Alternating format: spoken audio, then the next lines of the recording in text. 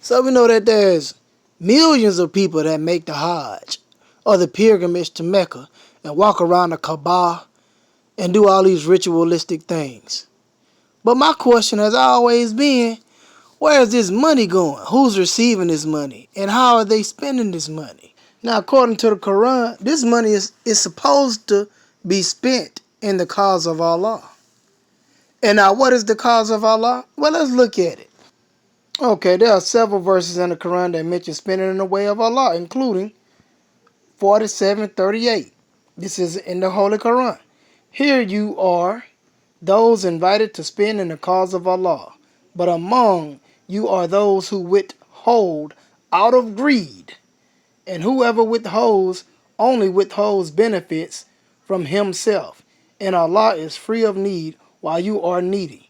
Then you go to the other Quran verse, 2 and 275. Those who spend their wealth by night and day, secretly and openly, have their reward with their Lord. On them shall come no fear, nor shall they grieve. Then you go to the next Quran verse, 2195. It reads, and spend in the way of Allah, and cast not yourselves to perdition with your own hands, and do good to others. Surely Allah loves the doers of good. So now we see the spending of the cause of Allah. See, it is mandatory. Hajj is mandatory. Is a religious duty for adult Muslims who are physically and financially able to make the journey. So you're basically being forced to go on this journey to spend this money. So who's receiving this money and how are they spending it? Okay, if this pilgrimage represents Allah as far as giving charity and doing good for others, as we have just read. Now I say that it is forced because listen at this. This is the programming in which the Quran stamps inside the mind of the believer. Here are some Quran verses that mention pilgrimage to Mecca, also known as Hajj. So verse 22 and 27. This verse from Surah Al-Hajj calls on people to be proclaimed to make the pilgrimage and that they will come on foot and on camel from different paths. So come far and wide as you may and as you can. Any kind of way, even if you got to crawl. Come on with it. Now listen at this verse, 2196. This verse mentions performing the pilgrimage and visiting Mecca for Allah. And that if someone is prevented from making the pilgrimage, they can send gifts and shave their heads when the gifts arrive. See this what I'm talking about? In other words, do something. Come, some type of way. If you got to send something, give us the money. We need the money. See what I'm saying? That's what they saying without saying it. I mean, hell, I thought Allah was self-sufficient. He didn't need anything. But, I mean, what do I know? Anyway, I've always wondered, where's this money going? Who receives the money? And how much are they accumulating? And how are they spending it? Are they really spending it in the cause of Allah? Now, Saudi Arabia receives the majority of the money from the Hajj and Umrah pilgrimages to Mecca. The government revenue. The Hajj and Umrah pilgrimage contribute to the second largest share of government revenue in Saudi Arabia after hydrocarbon sales. This is the second, y'all. God damn, the second largest revenue. Let's keep it pushing. Private sector revenue. The Mecca Chamber of Commerce and Industry estimates that 25 to 30% of private sector revenue in the holy cities come from the pilgrimage. Tourism expansions. The Saudi Arabian government is looking to diversify its economy beyond oil and gas by expanding religious and non-religious tourism. The government is building hotels, offering tour packages, increasing airport capacity to welcome more visitors. So they're doing everything to increase the number of people coming on the pilgrimage. In other words, they're looking to accumulate more money. The more people, the more money. Just in case y'all was wondering how much it costs to go to Mecca, let's look at it. Okay, while the pilgrimage is affordable for most locals. Those living outside of Saudi Arabia can expect the total cost to range from US $3,000 to US $10,000 per person. Damn. You will use cash for many of the day-to-day expenses. Well, we know this shit costs a lot of money, and since there's millions of people going, I'm pretty sure they're accumulating over billions of dollars a year.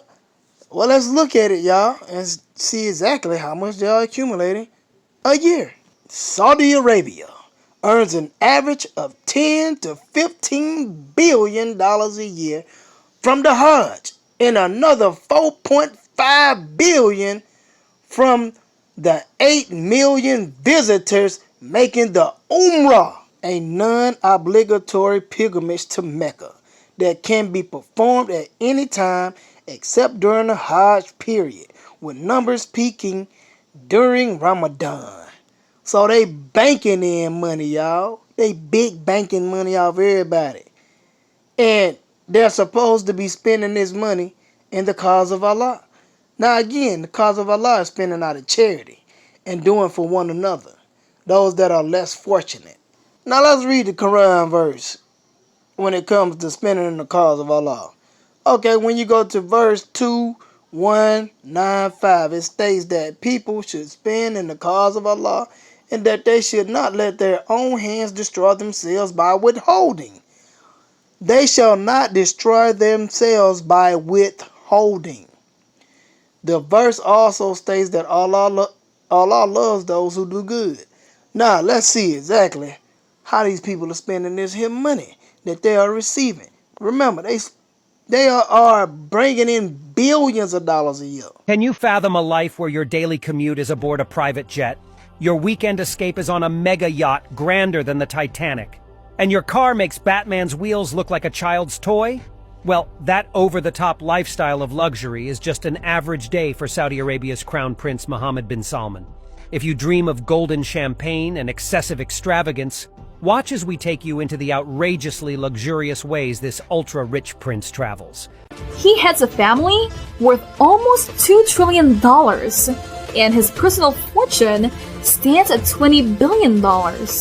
This makes him one of the wealthiest Arab kings in the world. King Salman and his family owns properties worldwide, including the $300 million Chateau Louis XIV. But his residence in Riyadh, the royal palace, is truly priceless, estimated to cost over $500 million to build. The palace spans acres and is an architectural masterpiece.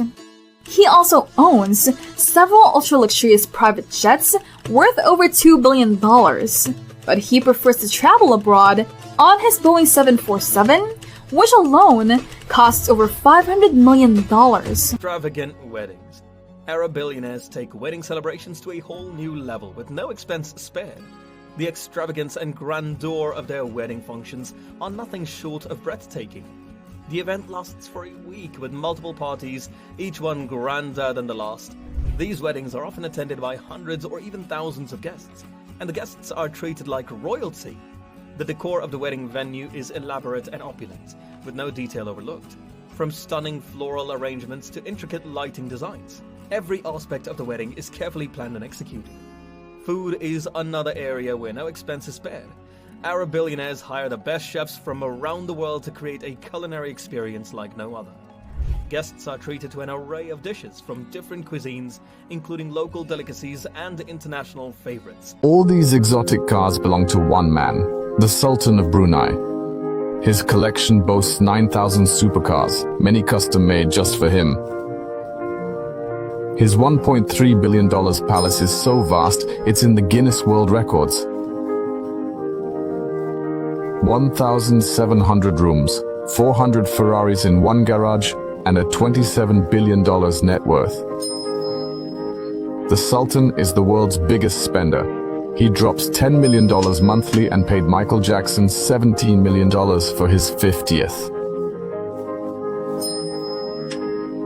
Many envy him as there's nothing he can't afford, but interestingly, his people don't see his lifestyle as extraordinary because their own quality of life is exceptionally high.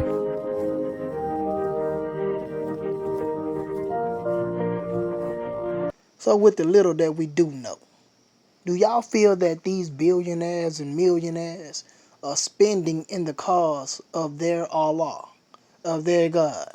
Are they holding up their religious duty or their Islamic faith on behalf of Allah? Or are they spending out of greed and not in the cause of the needy? I mean, personally, I think they pimping the people. They are using Allah's name as a shield for financial gain. That's me personally. That's how I see it. Because if this the case, it shouldn't be one poor person over there in Arabia. If they can accumulate billions of dollars every damn year, everybody should have a house, a car. They should be wealthy.